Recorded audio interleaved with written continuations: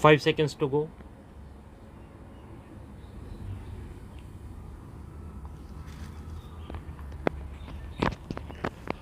Start.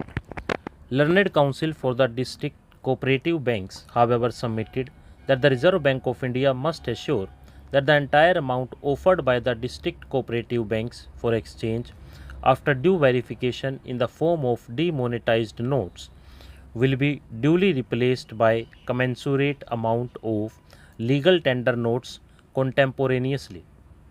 The learned Attorney General on instructions submitted that the policy of replacement of legal tender notes as applicable to public sector banks and other banks will be applied even in the case of district cooperative banks for exchange of demonetized currency with the legal tender currency.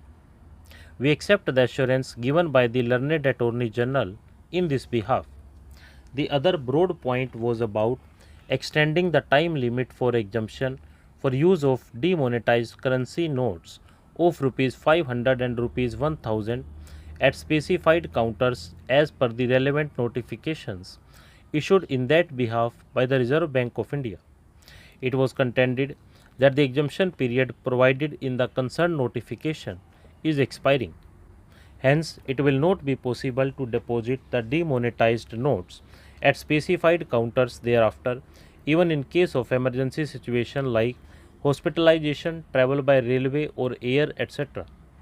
In our opinion, whether the exemption period should be extended or not must be best left to the judgment of the government of the day, with a hope that the government will be responsive and sensitive to the problems encountered by the common man.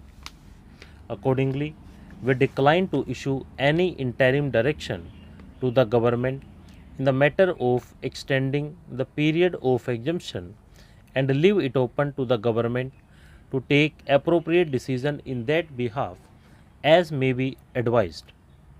The other serious grievance made by the petitioners is about the denial of right to withdraw the prescribed amount of rupees 24,000 per week per account holder in spite of notification issued by the Reserve Bank of India permitting such withdrawal.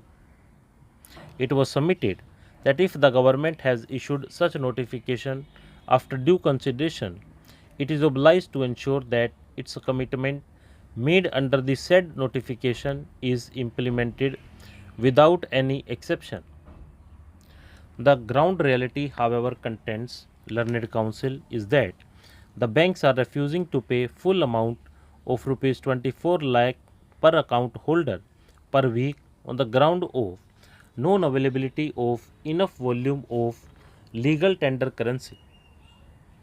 According to the learned Attorney General, the government has already made it amply clear that it would take around 50 days time to streamline the cash flow.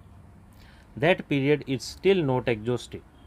He submits that as of now, the Reserve Bank of India has been able to infuse around rupees 5 lakh of the new legal tender notes in the form of rupees 500 and rupees 2000.